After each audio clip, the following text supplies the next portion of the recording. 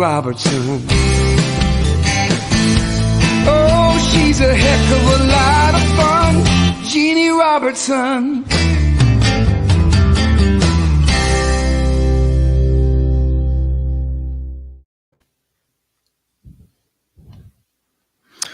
Well, hello, everybody.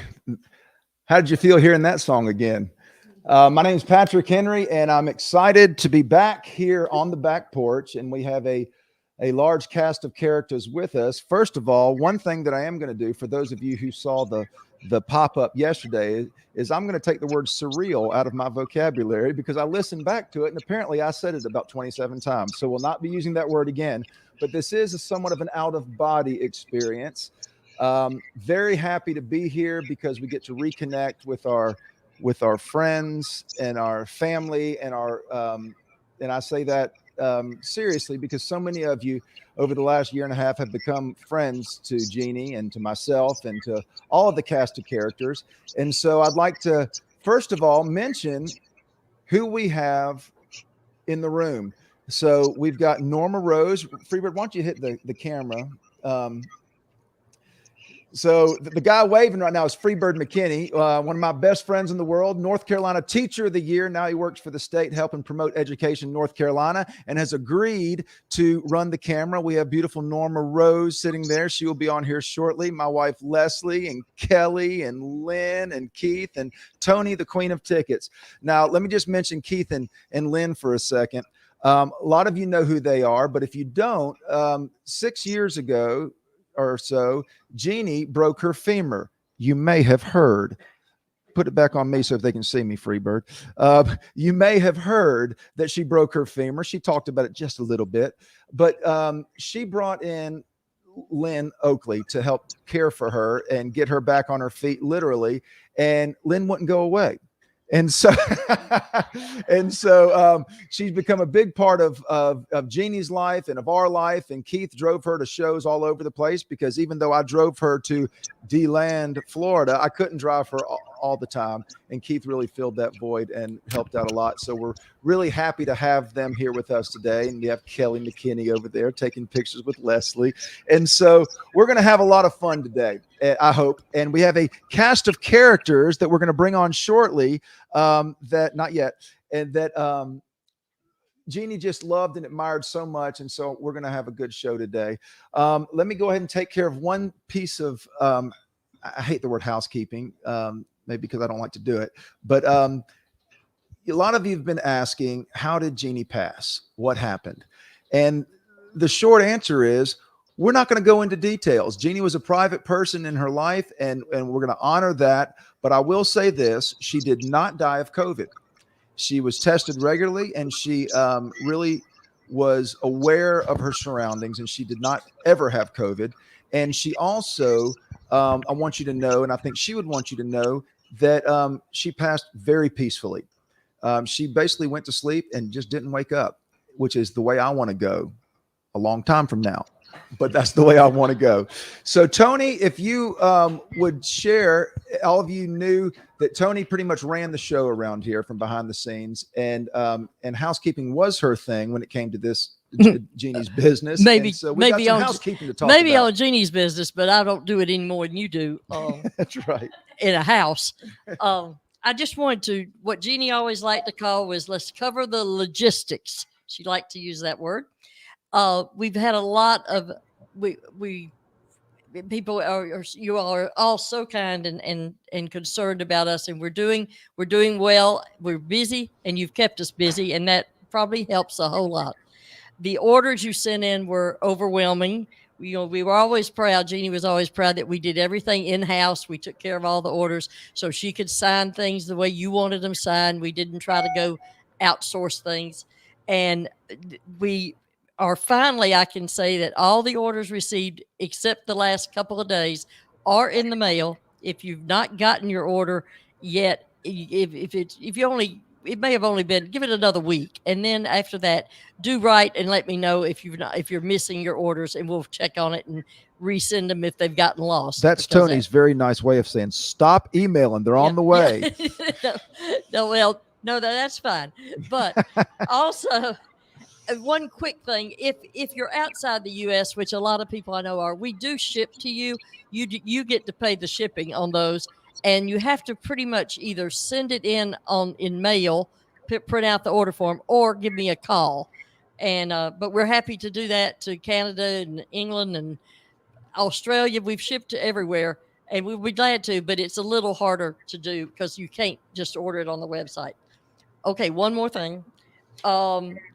Patrick, I know you'll say this, but they can watch this later like the other shows, right? Yeah, it's going to be on YouTube. And it's on both now, right? Right. Okay. And many of you have donated to either Peg's PJs or to charities in your area, which is wonderful. And we have been informed of all your donations. Not you can't always tell if the right person knows that you did that, but we do. We get all the notes, all the information, everything from all the different charities, and especially from Peg. So, and if y'all want to give anything else, you can always give to feed the children. Yep. My children. Your children. Yes. I know. And but we do want everyone to know that those have been acknowledged to us, and at some point we will try to get proper thank yous to everybody, but we're a little slow. One other thing, many of you have written emails offering your condolences, and we appreciate every one of them. I would like to say I'm going to get around to responding to you, and I do plan to do that because we used to get that done easily. Right now there's so many, and I wanted to get the orders out first, but we do hope to get word back to everyone who's written, because we do deeply appreciate all your thoughts and prayers, and condolences have been really very heartwarming. So thank you. And now to the show, Patrick. Back to Patrick. I like this. I wish the Freeburg could just follow me around. I could just say, back to me. So, people keeps asking, are telling me it had to be so hard for you in Beaver to deliver that eulogy, and 255,000 viewers, but no one's counting. And the thing is, it wasn't, because that was what Jeannie and I did. We're speakers, and it was an easy eulogy to write. What was hard was today, walking in this morning with all the sound equipment, which is what I did every Saturday for the last year and a half. And I didn't hear Jeannie's voice calling from her office. Why are you late? Hurry up. No, she never said that to me. But this is, it's a good experience, I think, for everybody to be able to re-engage in this way. And so I would like to bring on right now a person who Jeannie knew for a very long time, loved very much, and was her bestest friend, Miss Norma Rose. I feel like Merv Griffith. Norma, use your microphone. Okay, so I'm just going to take it from him. All these people are so emotionally in control. Well, I'm not. I can't guarantee you anything. As Tony knows, I have some hissy fits and breakdowns at times, but I think I'm okay, and I'll move on. And I came prepared. I have it in my little notebook here. And I wore that out. I'm going to talk about a few memories, and I'm well aware of the other people today. But we had so many memories, and I've jotted down just a few. But I'm going to start with my outfit. The charcuterie board day was grand, and it was so much fun until I did not win. And I was I was just heartbroken. So I am here to say, first of all, that Jeannie, I have forgiven you. I have forgiven you. And I wore this outfit, and I wanted to put that memory behind me. And congratulations to Leslie, the winner. But I came that day prepared, and today I'm prepared writing, just like y'all know the teachers do. But Jeannie had this. I'm just going to talk, as I told Patrick, just a few things I thought about and thinking about this day. That Jeannie had the ability to make us all feel connected. I don't know how she did it, but it was a little gift that she had. And I'm not talking into the mic. I'm doing better now. You're doing good. This is not my thing. But anyway, she made us all feel connected. And all of the Facebook friends, I felt like they were my friends. And that's the way she wanted it. And she made all of us a little bit bigger than we really were, but that was okay too. I didn't correct her. I enjoyed it. And during these days and before and traveling with her, I met so many of you. I appreciate all your kindness to me. So here I go emotionally, but in your kindness to me, and I appreciate all of it. And I can't start calling names, of course, because it's just too many. But you're special people. And I remember being in Boston. I've said this on this show, that we were in a little cafe eating, and I read this, and it changed my life. It said, friends of friends are friends. And I knew then I was indeed blessed. I looked at Jeannie, and I knew then I had a lot of friends. So in this life, we all live, and then we die. But we always have memories forever. And we're all working hard on that. Wherever we are with family and friends, we're creating memories, and we're passing them on forever and ever and ever. And that's what I did with Jeannie. And so in these days and weeks, I have thought about all our great memories, but I will just share a few. Now, some of you figured this out. Jeannie and I talked a lot as she was traveling to Myrtle Beach. We might talk the whole way down there. But when she was home, she was working, and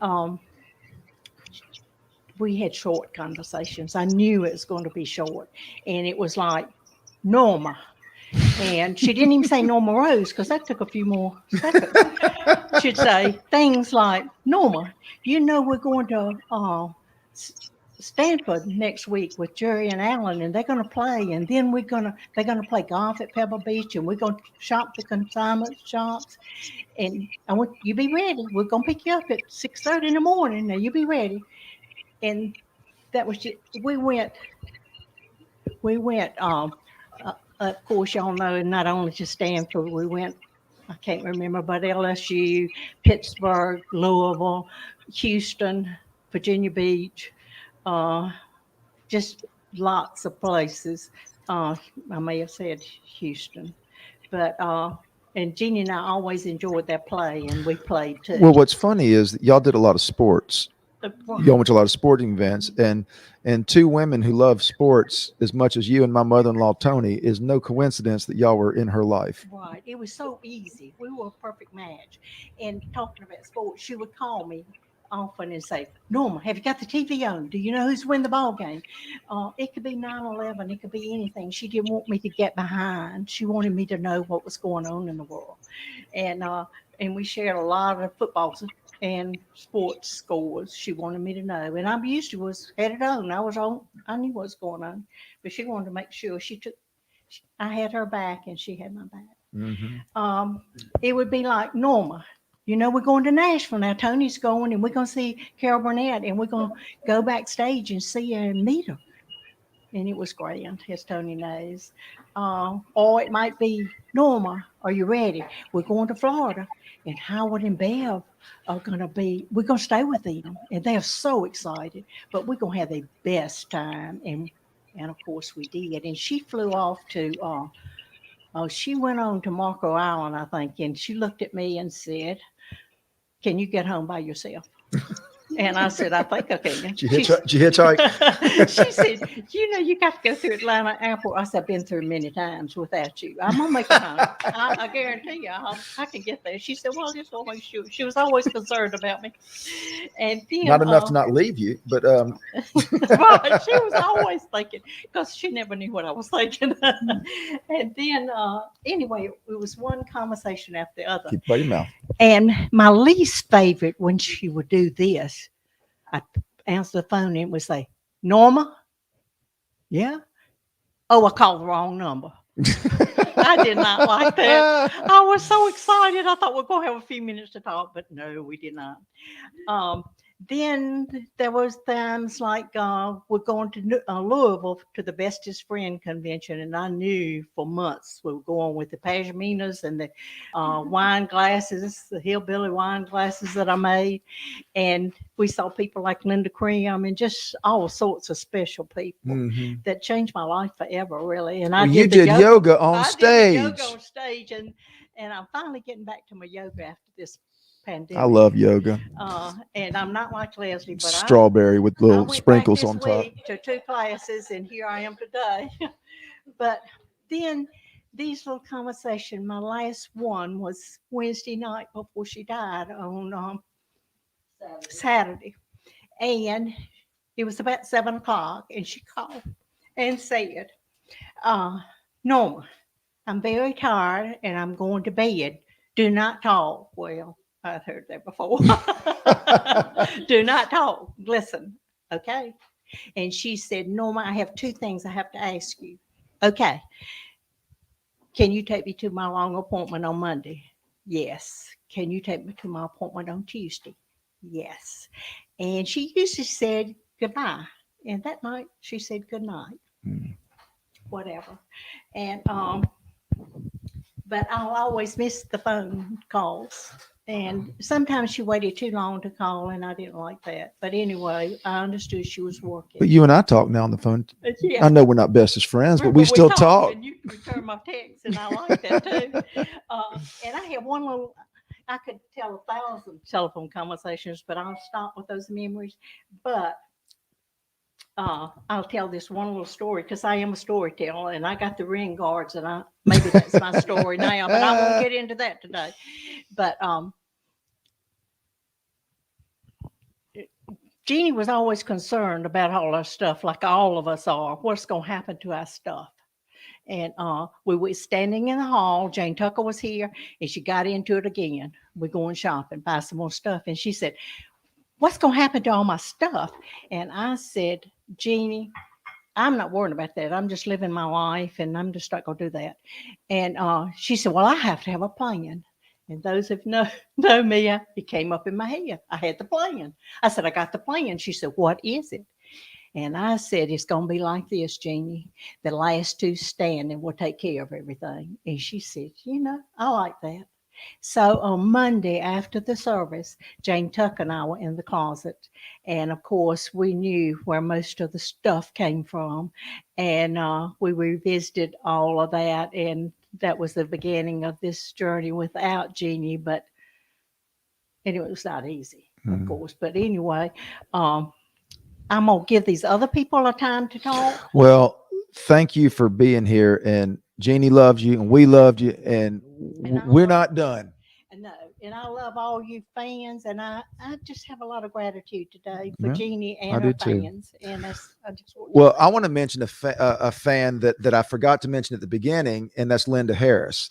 I got here today, and I went out and I looked all around, and I did not see donuts, and I was so disappointed. I went on the porch and I looked up and down the street. There were no donuts. I came back in here. About 10 minutes later, Tony comes in carrying 3 boxes of donuts from Linda Harris, and I thank you from the bottom of my gut. And Linda, I am taking some home. Yes. I saw them come in. Last time I did not. I'm on to this now. I know I'm it. Getting smarter. Linda is a good friend. She may even grow up into bestest friend category. She keeps sending them donuts. Exactly. And I love you all, and thank you, and thank you, Jeannie. Thank you, my heart. We love you. Somebody, I saw a question. Somebody said, Patrick, if you were going to write a song about Jeannie, what would you rhyme with charcuterie? Yeah, why don't you go ahead and leave? leave the microphone. But somebody said, what would you rhyme with? Hold on, we're gonna make sure Norman makes it out of here. Okay.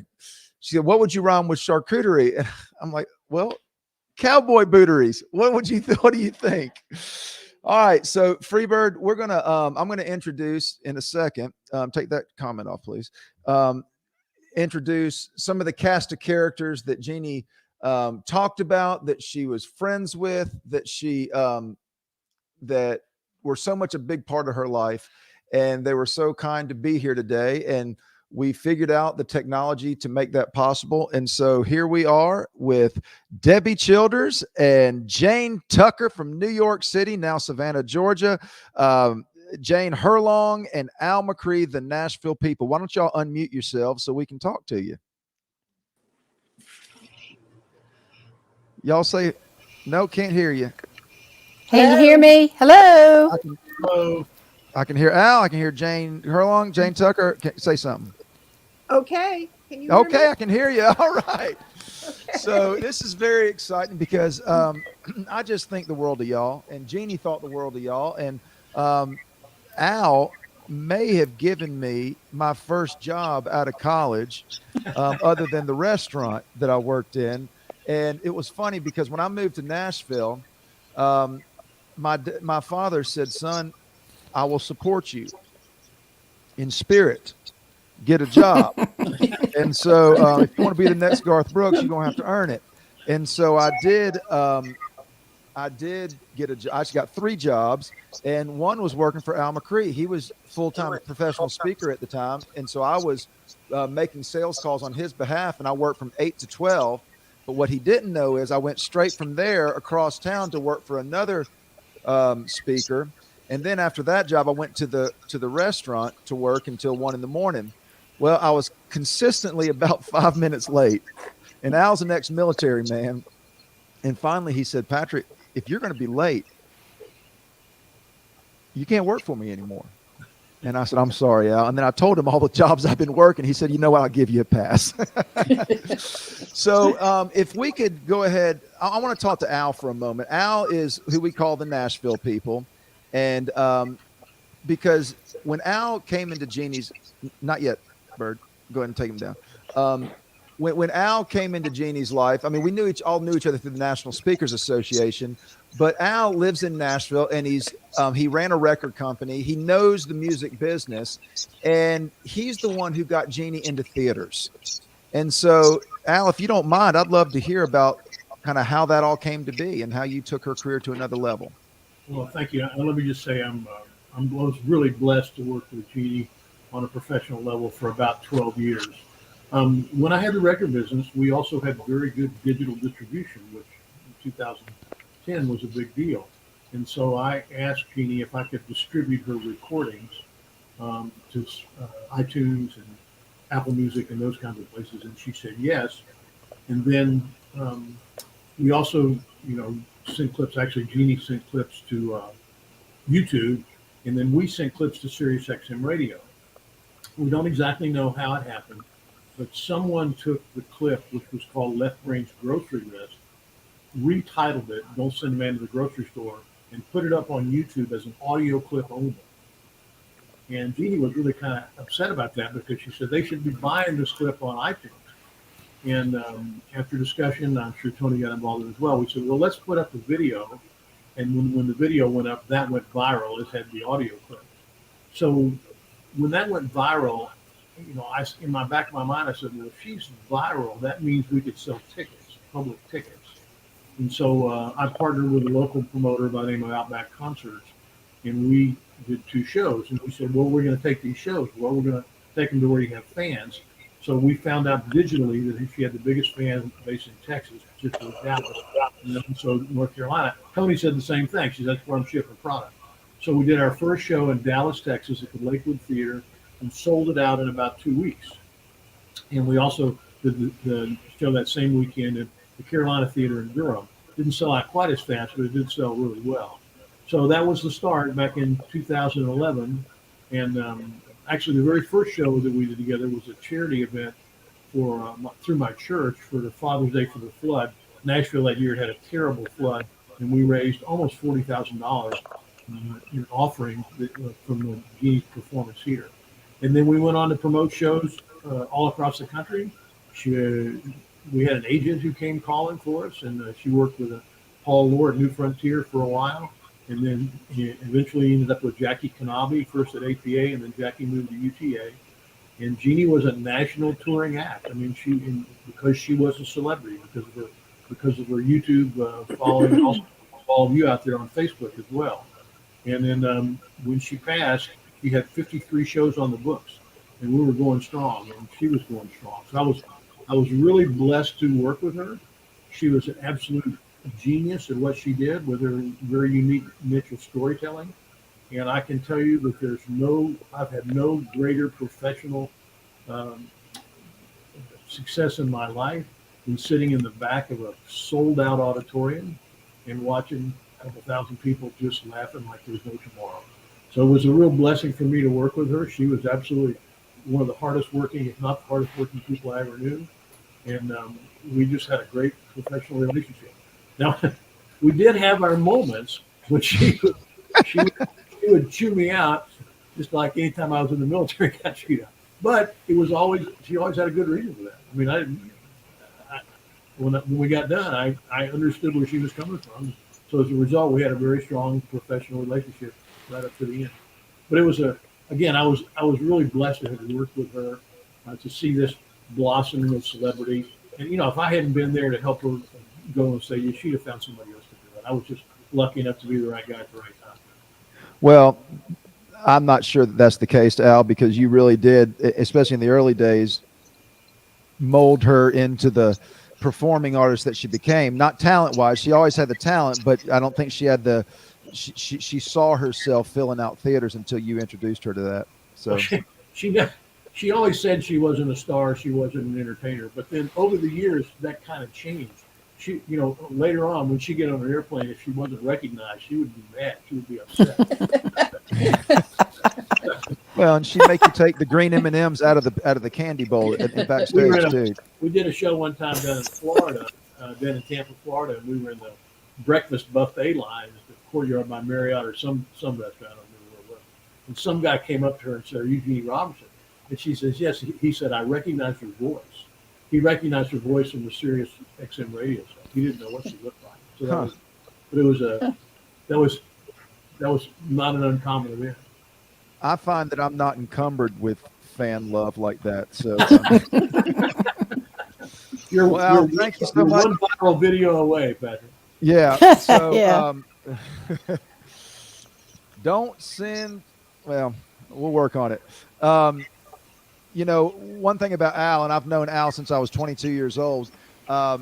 Him being a career military man and spent a career in the Air Force, he's not afraid of those tough conversations, and he'll go head to head with agents and theater owners, and he's a good guy to have in your corner. And I know Al represents other artists that we're going to be hearing a lot from in the future. So Al, thank you so much.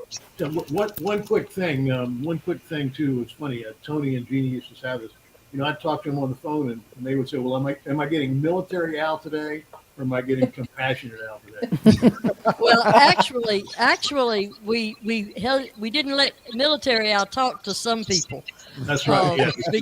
We were scared. We were literally like, no. And then if a problem came up, Jeannie'd say, "I think we need military Al to handle this one for us." So we learned to appreciate military Al, but we knew we could get the softer side too. That's right. Well, Al, thanks so much. The next person I want to talk to is Debbie Childers. Debbie is a she's just such a great lady. A lot of you saw when she was on the show over a year ago, but just to give you some backstory, Al and Jeannie started a comedy competition, a humor competition, and so people submitted their videos from all over the country, and the grand prize was $20,000.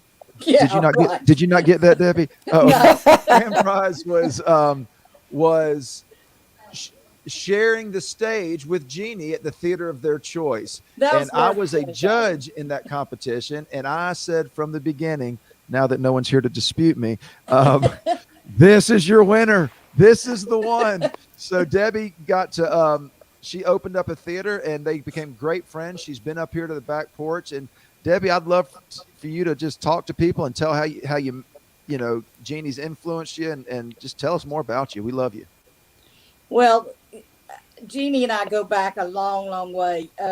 Back in, I'm going to say 1990, maybe. I was over the United Way drive for a hospital in Knoxville, and they sent me to a luncheon. And Jeannie was the speaker for that luncheon at UT that year. And when I left there that day, I can honestly tell you, and I'm not exaggerating a bit when I say this, when I left that luncheon that day, my life changed forever. I walked out of there and I said, I got stories. I want to tell stories the rest of my life like that. And at the time, I was real active in speaking in churches and leading Bible studies and retreats. And what I ended up doing was incorporating that style of telling stories into all of that. So 30 years passes by, and during those 30 years, I would go and see Jeannie in a show or something like that. I got my husband hooked on her, and so we started, seeing her at different shows. And then 30 years later, some ladies in my Sunday school class, and in fact, after I met her there in Knoxville, I found a book I thought she would like. It was called the Southern Belle Primer, and I wanted to send it to her. And I was Dave Gordon. I think you know Dave Gordon, Patrick. I was Dave Gordon's Sunday school teacher at the time. Dave got me her address, and I sent it to her, and then she wrote me back and thrilled me to death. So then 30 years later, my Sunday school class said, you need to enter this contest. And they just made me do it. So I got a bunch of people at my church. I just said, I'm going to do a show. I'm going to record a comedy act to enter a contest. And I thought maybe 50 people would show up. And I had over 200 people that night to watch the show. And never in a million years did I dream I'd win it. And when they called me, I was actually on Paris Island for my grandson's graduation from Marine boot camp. And I got the call there, and Al called first. And then he said, Jeanne Robertson's on the line. And then Jeannie said, you won. When she said that, I said, shut up.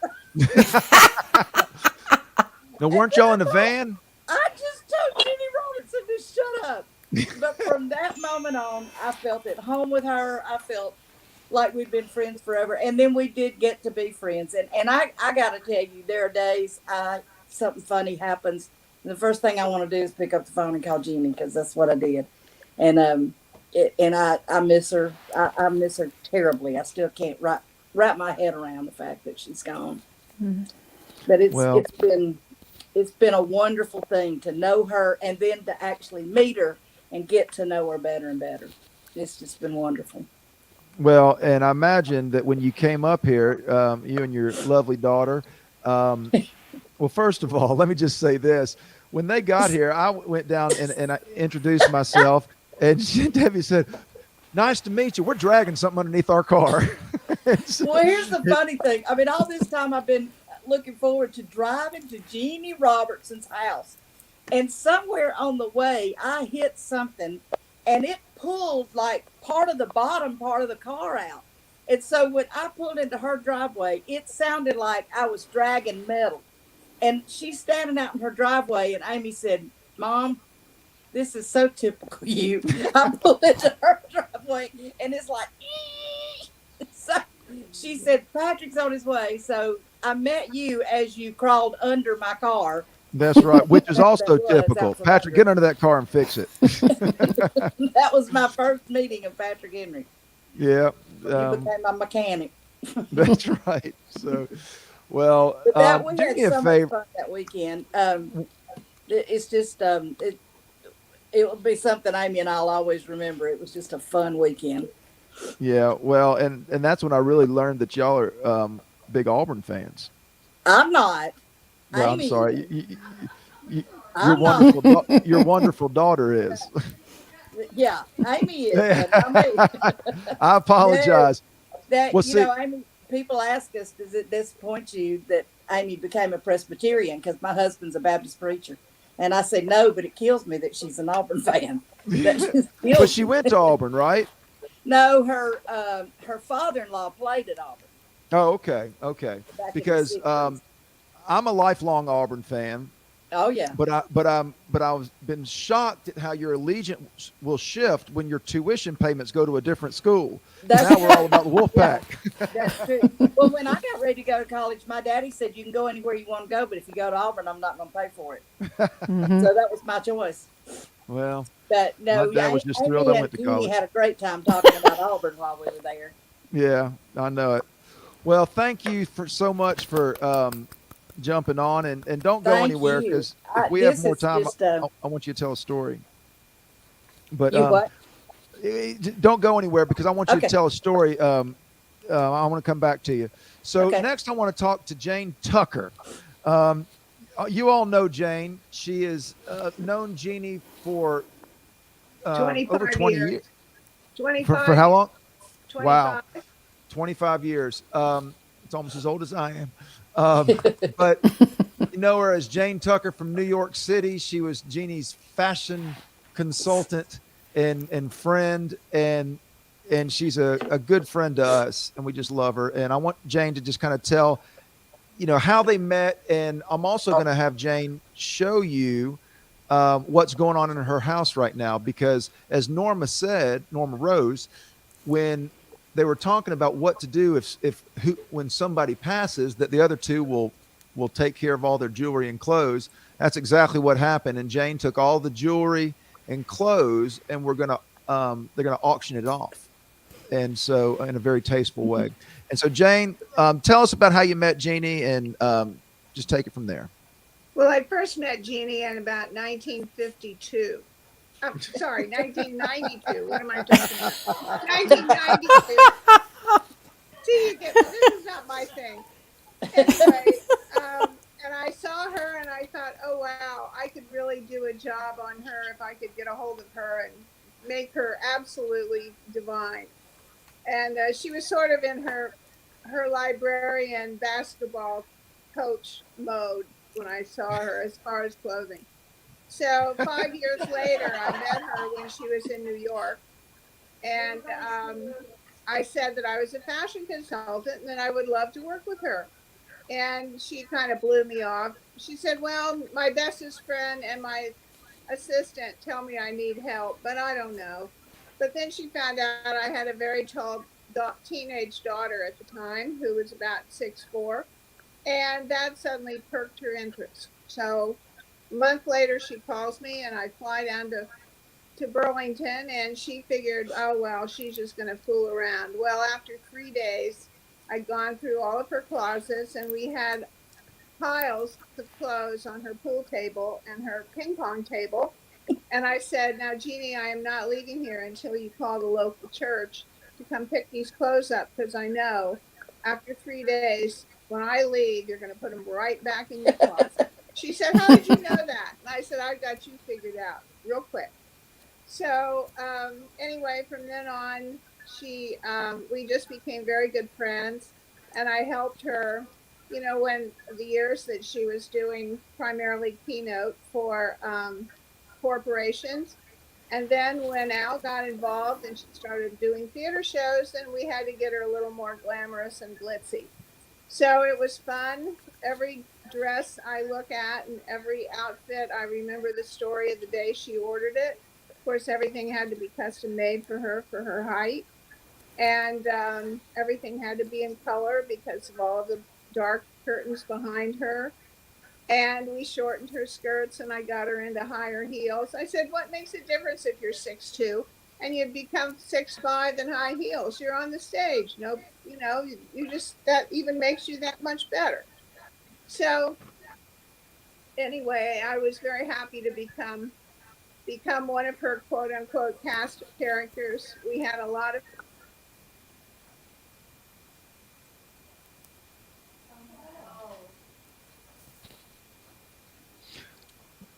Just chill out. She'll be back.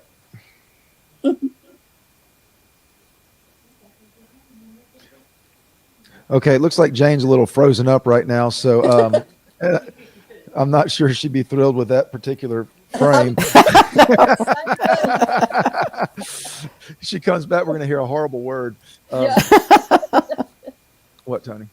Okay, so we're going to get back to Jane in a second when she's unfrozen. Somebody text Jane and tell her what's happened. But well, so one thing that I forgot to mention is Beaver. Beaver was supposed to be on the show today, and he just bought a new computer, and apparently technology, knowledge of computers and technology is passed down in the bloodstream in that family, and we couldn't figure out how to get it working. So, but I just wanted to say to Beaver, send our condolences to him, because he and I have grown a lot closer over the last few weeks because of the shared loss, and I've been helping him do what he needed to do. And as much of a loss as Jeannie's passing is for us, it's amplified 1,000-fold for him. And so we just want, if he's watching right now, let him know that we love y'all and we're here for you, and this journey's not over. So well, while Jane is she's gone, but she'll be back. Jane, if you can hear me, just walk towards the light. So, there's another Jane that I want to bring on, Jeanne Robertson. Jane is one of my dearest friends. I've known her since I was this big. That's right. That's true. It's true. I was 1.5 feet tall. But I've known Jane since I was a kid, and even now we talk a couple times a week. Oh yeah. We're both in the same profession. Obviously we're humorists, but we're speakers. We speak to the same clients, and we just share. And she's a big blessing in my life. And Jeannie really liked Jane, but that wasn't always the case. Now, was it, Jane? Tell us how you met Jeannie. Well, I love Jeannie. I heard Jeannie, of course, before I really met Jeannie. She was brilliant, and I miss her like crazy. But let me just tell you, I had to set up. Our town is so small, the best internet's at the funeral home. So here I am at the funeral home, and I had to put up my backdrop to make it a little more cheerful. But that's true. Little town of Johnston. But I started speaking in schools, and a friend of mine gave me this cassette tape. This is how long ago it's been, of this funny former Miss North Carolina, and I'm a former Miss South Carolina. And so I thought, oh, wow, that is a funny story that woman's telling about twirling a baton in a pageant. I think I'll use that story, and I'll end my programs with that. Now, I never said it happened to me, never said that, but it really doesn't matter in the world of professional speaking. That's a big, big no-no. So I hadn't joined our Professional Speakers Association at the time. So I told that thing, and I thought, I'm going to send a VHS to Jeanne Robertson, and she'll just love me. Well, I was not. What a VHS is. Yeah, well, that's true. About like this and the old videotapes. Thank you, Patrick. That's true. And I remember I was 9.999 months pregnant with my daughter. And the phone rings, and I hear, Jane, is this Jeanne Robertson? And I said, yes. She said, this is Jeanne Robertson. Well, I thought, I'm good. She's calling me to tell me how great I am. And she said, this was terrible. Oh, she said, are you telling my baton story? And I said, no, I've told it for years, and I'm just flat out sick of it. That is not good. Well, let me just tell you, bless her heart, she was very professional. She explained to me that professional speakers don't tell other folks stories. Her attorney wasn't very nice. Thank God it didn't go there. But she just explained to me, now, this is the way it works. That's like a signature story, and you need to get your own signature story. So I learned a whole lot right in that conversation, because Jeannie was the consummate professional, just like Al said. But here's the turnaround. So I'm helping this young lady, and I was speaking at an event. She saw me, and another one of my clients hired her. I had my child. I'll never forget this. I get a phone call from the client, and she said, somebody's giving your speech word for word. I said, shut your mouth. And it was the girl I was helping. So let me just tell you, I know that is not a cool thing to do. I felt like, what? So it all came back on me. But Jeannie did teach me a lot, and I've loved watching her. I've tried my very first theater show. Norma Rose sent me her Pashmina, and I shared that in memory of Jeannie. And I've just studied everything she's done, because she is totally brilliant was just the most incredible storyteller and a huge blessing. And I'm like y'all, I'm just kind of going, I can't believe she's not here. But when I had that pashmina draped on that stage, I said, you know what? She's with me, and what a blessing she's been in my Tell us life. what Norma said to you when she gave you the pashmina. Well, she was very honest. She said, you know, Jeannie didn't start out loving you, but she ended. She liked you, okay. And then Norma Rose said, oh, Lord, I shouldn't have told you that, Jane. But I loved her honesty, and I've grown to love Norma Rose too. She's funny, man. I'm telling you, Did you that's say a I've grown to love Norma Rose. no. Didn't like you at first, Norma. No, I love Norma Rose, but it took Jeannie and I a while to understand each other, and I had great respect for her. She was brilliant. There is Right. no other professional. In fact, can I say this? Before she passed away, it was my honor to hook her up with a good friend of mine who's done a 5-hour documentary called American Royalty. And I'm just praying Netflix picks it up. It's just that good. And he interviewed every Miss America. I said, let me tell you something. You need Jeanne Robertson on that documentary. There is no one that I know in the Miss America system that has created her own Miss America moment. And Jeanne and I talked about that. And he was supposed to come to Burlington a few days after she had passed away. And I hate that she didn't get to be a part of that, but I was so thrilled that my friend Jay Pitts did talk to Jeannie and fell in love with her. So that was, that was a thrill for me. Yeah. Well, I mean, she really, I mean, we joke around about that, but she really did like and admire you. And it took her a while, I think. I mean, for first part of her career, she stayed away from female humorists.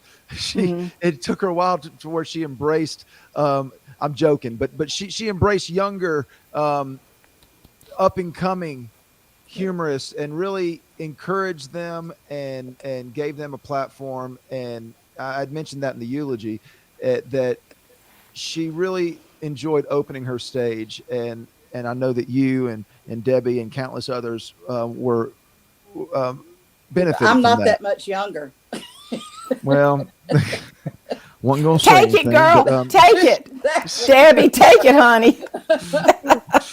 well, Debbie, we have Jane keeps trying to pop back in, but I think her iPad went out of juice. So before we move on, I want to make an announcement. We a lot of you have guessed it, but when Jeannie passed, we were just going to let the show go. But so many people started messaging us saying, please keep it going. Please keep it going. And I decided that 500,000 followers is a terrible thing to waste. And so we have decided to keep the show going. It's going to just be live from the back porch, and it's not going to be here anymore. This is the last show from Jeannie's back porch, but we're going to move it to my house. And it's going to be not about me. It's going to be a guest-driven show. So we're going to have guests on, and what I'd love for you to do is send names of people you'd love to see. We know Charles Barkley. We're working on it, but if there's somebody that that's funny, does this for a living, not just your aunt, but maybe we'll have them on, and we're going to see where it goes. I don't know what it's going to look like. I'm not sure we can do it every week. I'll try. It may be once a month, but I will certainly let everybody know. And we're going to keep broadcasting to these channels, and I'm going to give you at some point my YouTube channel so we can make sure that everybody has the opportunity to be a part of it. Now, we have some time. So, Debbie, somebody had mentioned in the comments that they wanted to hear, or they loved a story you tell about an air conditioner and an RV. Is that something you can tell? Yeah, my husband he's kind of known for his contraptions, and we had a car that broke down over on the campus of UT, and we got it home, and he said, if I can get this car to the shop and if I can get it to the dealership in the morning, I'm gonna buy another car. And so I wasn't with him, and he bought a Ford Ranger pickup truck, and it had a camper shell on the back. Now we have 2 children, and this was going to be our family car. So we have now a truck that seats 2 people, and we have 4 people in our family. So we were going on a trip, and I said, "What do you plan to do with our kids?" He said, "Well, it's got a camper shell on the back." Now, this was August, and it was really hot. And this camper shell is made of metal. And of course, the truck bed's made of metal. So he put our children in the back of this camper shell, thinking that we could open that slide window in the back and have all the air go back to them. Well, we got from Pigeon Forge to Knoxville. And I looked back and I said, "Tim, our children are dying." I mean, they were there was not a dry thread on them. They were just burning up. So he said, "I'll think of something." That always scares me. So he went into Walmart, and I put the kids up in the front seat with me to let them get cooled off a little bit. He went into Walmart. I said, "What are they going to sit on?" He bought them vinyl bean bags. Vinyl bean bags in August in a metal box. So they're dying back there. So he stopped at Walmart, and he came out and he had a bag. In the bag, he had dryer vent, the round dryer vent, and he had duct tape, of course, duct tape. So Of course. he came out, he taped this duct tape all the way around the air vent, put this dryer vent on there, and ran it through that window back to the back, where our kids were sitting on vinyl bean bags in a metal hot box. And so we go driving down the road, and we got about to Chattanooga, and I turned around, and this is what I saw. Our kids were going, "Give it to me! Give it to me!" Fighting over the air vent. We got to my daddy. We got to our house, and my daddy jumped off the porch and came running out there. He looked in there, and he said, "What is that, a science experiment?" Because we were back. Oh, that is about this much of a story that's about this long. We have more stories about Tim and his contraptions. But I hope That's you enjoyed funny. that. That's funny. I just remember those trips that we used to take as a kid. We had I think it was a Lincoln Continental, one of those really long, stretched, gangster looking cars, and my dad didn't believe in pulling over to use the restroom.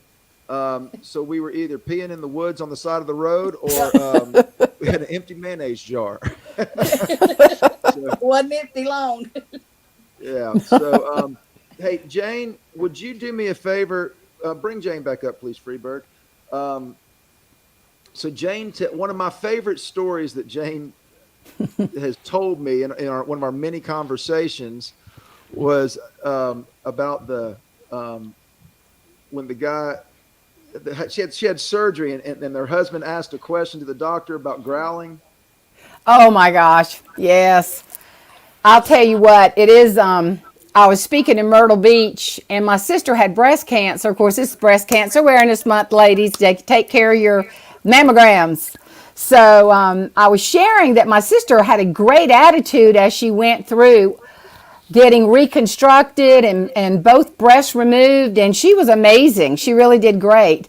And so I was sharing this in Myrtle Beach, and this woman came up to me, and I know, Debbie, you probably get this, and Al, you're familiar, and Patrick, of course. People come up to you and start telling you stories, and you go, "Ugh, thank you, Lord. Please make this a good one." Well, this was incredible. She said, my sister done had that done to her too. And so she asked me to go to the doctor because her husband, he don't listen right. And it's like the wheels turning, but the hamster's dead. I went, oh my God, this is going to be good. And so she said, yeah. So we was sitting there, and that doctor, he's real nice. We was in the office and all, and I was helping her husband listen. He said, let me tell you what I'm going to do to your wife. I am going to take what I done took off, but I'm going to replace it, and I'm going to move up her abdomen. And that's what I'm going to do. I'm going to move up her abdomen. And do you understand? And he said, no, sir, I don't.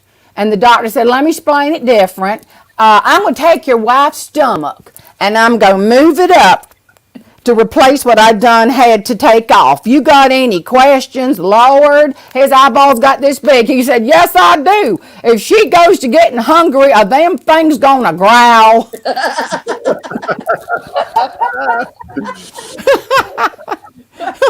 can I sign up for that surgery? I tell you, well, your husband would probably duct tape something. You never know.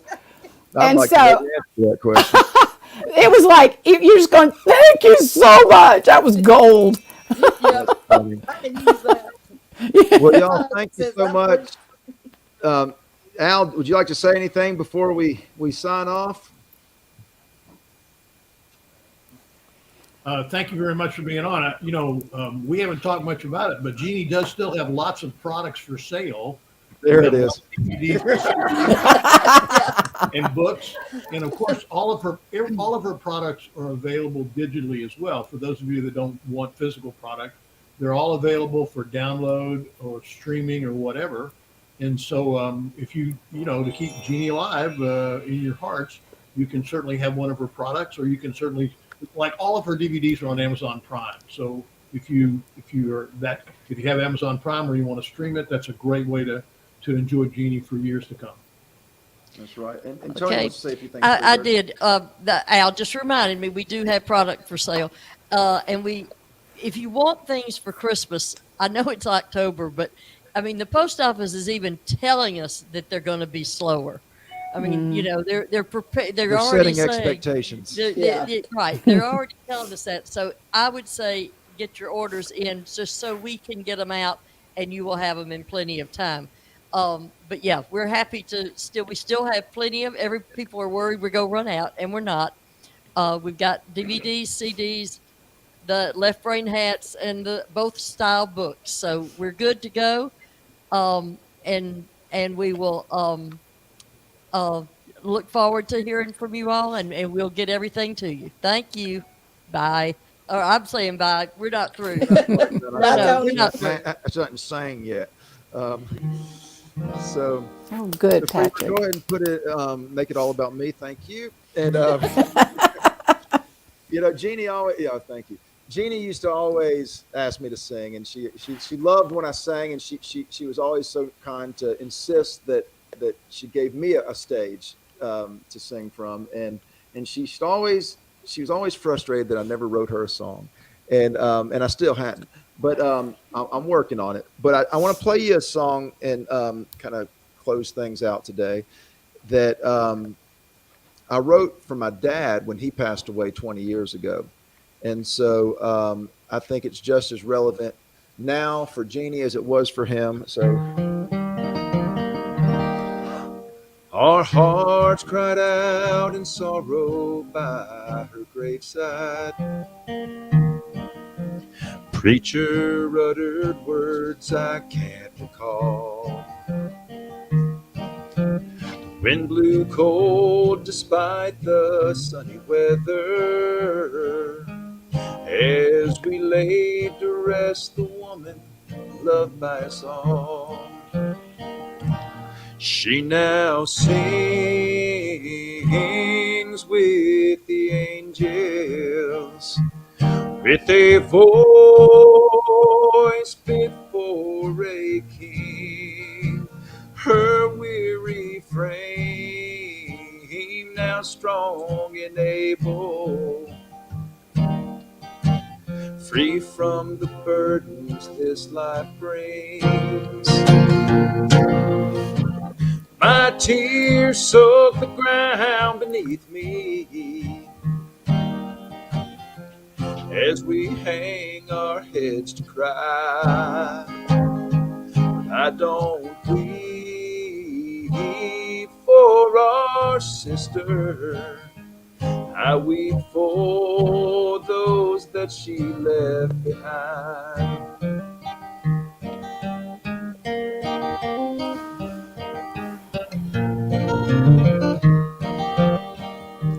She's a ship distant on the water, ever fading from our earthly view.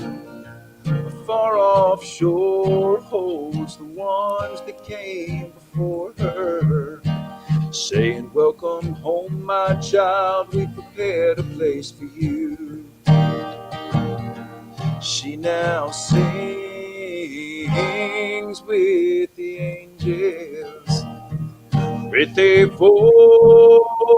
voice fit for a king. Her weary frame now strong and able, free from the burdens this life brings.